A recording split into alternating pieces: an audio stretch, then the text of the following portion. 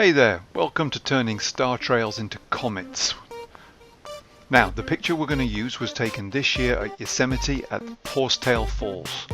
So as you can see, it looks pretty, but it ain't good enough. So we're going to add some of the comets to it and try and just make it a little bit unusual. Now, we have a lot of pictures. F5, 60 seconds each, ISO 500. We've got 85 of these things. So to process them, we choose one. I'm going to change the white balance to tungsten. I'm going to make them a little bit brighter, and then we're going to whack all of the sliders back and forth.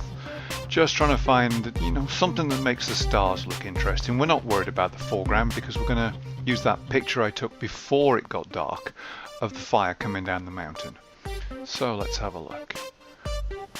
Alright, while I'm doing this, I should explain that the waterfall goes bright red as the sunset hits it during 3 days, maybe 14 days, in February, certain years, but only when the sky is completely clear and the water is flowing massively. It tends not to happen, hasn't happened for years. Alright, now here we go. Secret trick. Processing 85 negatives in one go. Select them all, right click, go to develop settings, previous conversion, sit back and get a coffee. Watch this. Booyah! Done. 85 negatives processed at the same time. Now we need to load each one of those as a layer in Photoshop, and I use something called Dr. Brown's Stack-O-Matic because it allows me to set the blending mode and adds a mask. Here we go.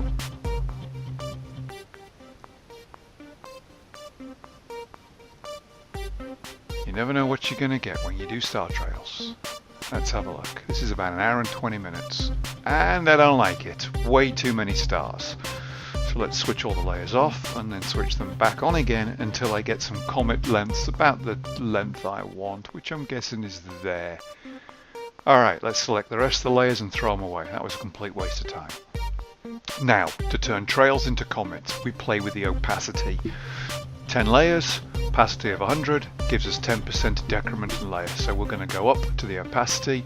Top one is 100%, next one's 90, next one's 80, 70, 60, 50, 40, 30, 20, 10, and bingo.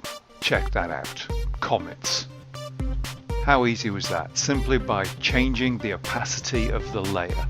The stars fade away and we get comets. Not bad.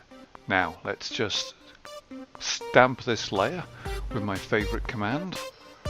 Call it denoise, because when you take star pictures you get all sorts of stuff, and you can reduce the noise using Photoshop, but I prefer to use Topaz. It just seems a little bit better. Costs, I don't know, 29 bucks. So let's have a look. Usually I use a strong or a stronger. Yeah, we're going to go with that one. Alright. Let's remove the noise from this picture, and then we're going to add something a little special to these comets to really make them twinkle. Alright, before we do that, that one in the middle was a little bright and it blurred, so we need to get rid of it.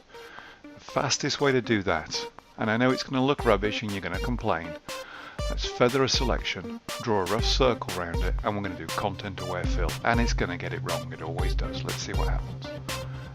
Edit, fill, content aware. Got it wrong. Damn it, let's do it again. Edit, content aware, fill. Got it wrong. Edit, content aware, fill. That's not bad. Control D, get rid of the marching ants. Only you and I know where that used to be. So that makes it good enough. Now let's add these twinkles I talked about. I'm going to select a brush. Not your standard brush. I'm going to change it by hitting this little gear. I'm going to load the assorted brushes. And there's a little twinkly star one, look, just there. Select that, make it a little bit bigger, paint a star. Bink! Oh, I made it black, that was stupid. Undo it, Control Z, change the colour to white, do it again. Now I'm thinking I want maybe 6 or 7 stars. So I'm going to change the Move tool, hit Command J to duplicate the layer, and then just drag the star somewhere else. And then do that again, and just drop them roughly where I want them. Don't worry about the fact they all look the same and they're not quite in the right place. Just get as many as you feel is right. Alright, now go to the bottom layer. Zoom in a little bit here so you can see it. I'm going to hit Command T. This brings up the Transform tool. So now I can move the star around.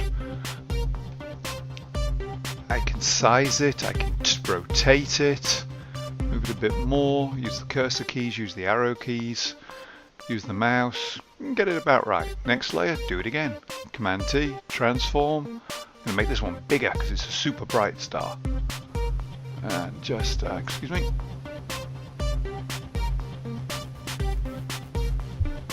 Alright, rotate that. Now then, I'm going to hit, it's about right, put it there.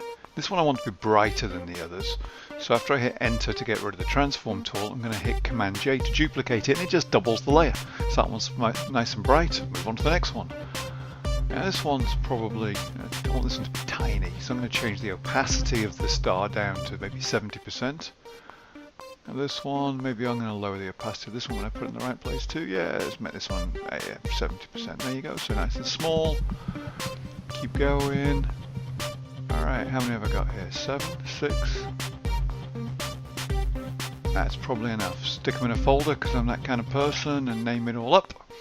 And let's sit back and look at twinkly comets. Not bad. Alright, let's add the fire in just to complete this picture. Alright, now, because I've already processed the fire, it's in a separate PST file, so all I need to do is just embed it. So I'll just go get that.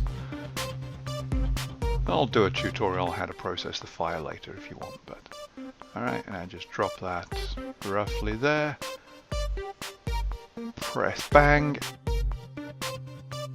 There you go.